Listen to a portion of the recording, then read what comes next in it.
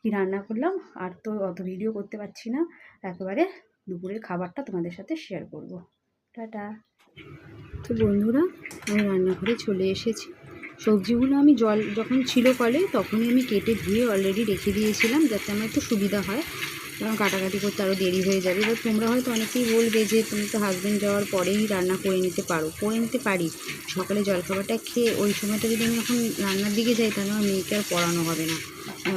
মানে ওকে আমি এমনি সব কিছুতে দিয়েছি, কিন্তু আমি ওকে আলাদা কোনো টিউশনে দিইনি, যার জন্য আমি ওকে পুরোটা দেখাই বলে তো ওই সময়টুকু আমি বার করে নিয়েছি যে আমি এইটুকু পড়াবো। রান্নাবান্না তো হতেই থাকবে, খাওয়া দাওয়া, কিন্তু বাচ্চাদের ভবিষ্যৎটাও তো দেখতে হবে।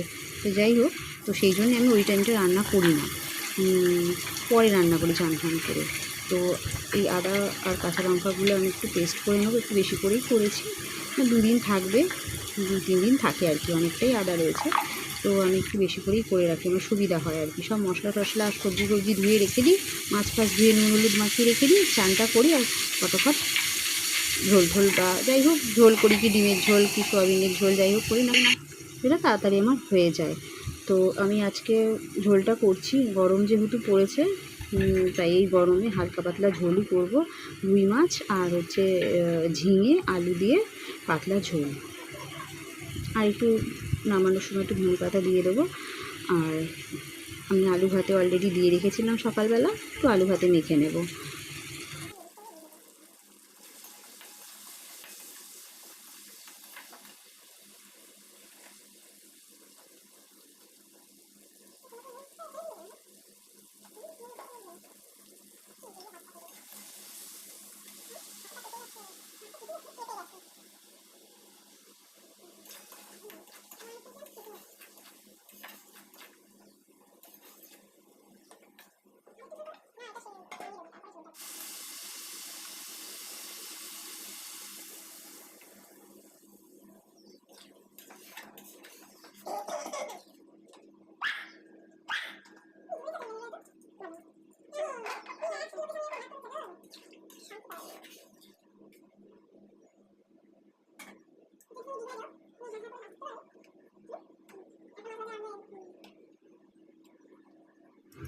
তো এবার আমি এক এক করে মাছগুলো দিয়ে দিচ্ছি।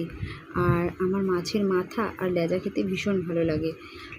এমনি আমি মাছ খাই, সব মাছই খাই, আর সলিড মাছ খাই না তা না, আমি খাই, কিন্তু বেশি আমি ওইগুলো ভালোবাসি, একটু কাটা টাইপের থাকে তো চিবাতে ভালো লাগে। মাংস আমি কোনো মাংসই যদিও খাই না, শুধু এই মাছটাই খাই। মাংস তেমন এই নয় যে মাংস খাই না বলে রান্না করে দিই না বা কিছু, মেয়েকে বরকে রান্না করে দিই। 2 পিস মাছ ভাজা আমার মেয়ে আর আমি আগে খাবো, তারপর ঝোল দিয়ে খাবো।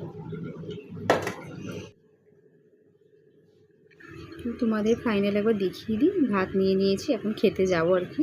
মাছ ভাজা নিয়েছি, 2 টুকরো লেবু নিয়েছি, আর পেঁয়াজ তো নিয়েছি অলরেডি, তোমাদের আগে দেখিয়ে দিয়েছি। মাছের ঝোল তো আমার অলরেডি হয়েই গেছে। তো মাছের ঝোলটার আমি কোনো বাটিতে গামলায় ঢালছি না, কেন কড়াইটা আমাদের খুবই ছোটো, একটা গামলার মতোই। তো যতটা লাগবে খেয়ে নেবো, খাওয়ার পরে যেটা থাকবে সেটা একটা ছোটো বাটিতে ঢেলে ফ্রিজে ঢুকিয়ে রেখে দেবো।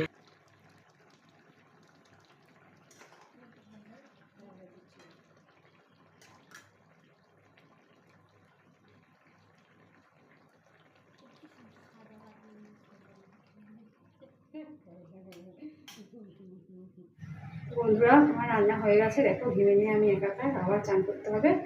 তো ঝটপট খেয়ে নিই, খাওয়াটা দেখালাম। মাছের ঝোলটা আলাদা বাটিতে বেড়ে নিয়ে নিই, খাওয়ার সময় তুলে নেবো ওখানে। তো দেখা হচ্ছে পরের অন্য কোনো ভিডিওতে। আজকের মতো এইটুকুই, টাটা।